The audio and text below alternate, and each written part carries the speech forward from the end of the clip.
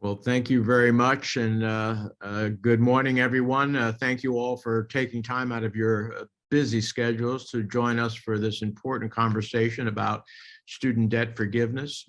Senator Booker and I have been advocating for this for a while now, and we are fortunate to have with us today a tremendous group of advocates and leaders who have dedicated their lives to education and issues of social justice. We have Dr. Lamont Rapollet, the president of Kean University, with us, as well as two Kean students, Jason and Delilah. I'm also pleased to welcome Ryan Haygood, the president of the New Jersey Institute for Social Justice, and Robert Smith, the president of the New Jersey NAACP. We want to thank you both for your advocacy in this movement to cancel student debt loan. And especially on behalf of minority borrowers disproportionately affected by this crisis. And finally, I want to thank Howard University, Velva Dawson, for joining us today as well. Let me just frame our conversation. For far too many Americans, and especially people of color, crippling student loan debt has turned the promise of a college education into a decades-long burden, an insurmountable behemoth, sometimes nearly impossible to climb out from under. Nationwide, 40 million people own 1.6 trillion in student loan debt, including many hardworking New Jerseyans. Indeed, the U.S. Department of Education data tells us that more than 1.1 million New Jerseyans carry a staggering $42 billion in federal student debt. Again, that's $42 billion in federal student debt in New Jersey alone. Never mind the billions in private student loans people take on when federal financial aid falls short. We also know that when compared to their white counterparts, people of color are more likely to take on student debt and more of it. Indeed, the Education Data Initiative has found Black graduates owe an average of $25,000 more than their white counterparts. So it's no surprise we see higher default rates among minority borrowers. And that was before COVID-19 wreaked havoc on our communities of color. That's why we believe canceling student debt is a matter of economic and racial justice. Now, this issue matters to me a great deal. I am the son of refugees who became the first in my family to attend college. I wouldn't be where I am today without federal financial aid. But college is far more expensive these days, and back then, financial aid covered more of the costs.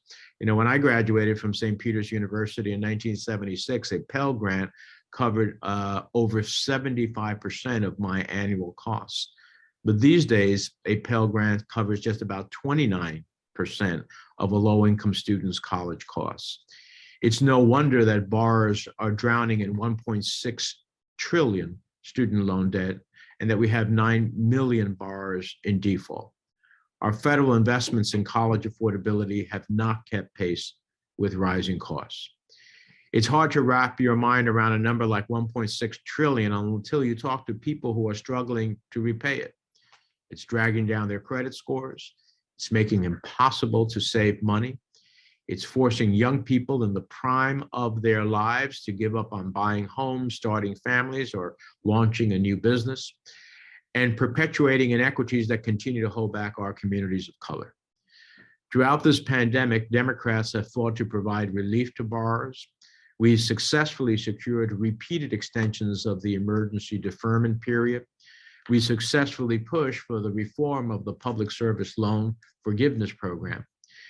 And we successfully incorporated my legislation with Senator Elizabeth Warren, the Student Loan Tax Relief Act that Senator Booker joined us in, into the American Rescue Plan. As a result, borrowers who qualify for debt forgiveness are now protected from huge surprise tax bills. But these are small victories in a much bigger fight. The president must take bold, transformative action.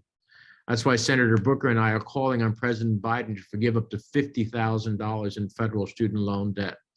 And you know what? He doesn't even need Congress to act.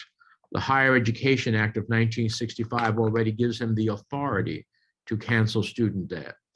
President Biden could forgive student debt today and literally transform the lives of millions of borrowers for the better, especially in poor, low-income, and minority communities. Here in New Jersey, we have 1.3 million borrowers who spend an average of $310 a month on student loan payments. And for many borrowers, it's even more. Just think of what people could do if some or all of that debt was forgiven. For starters, it would be good for our economic recovery.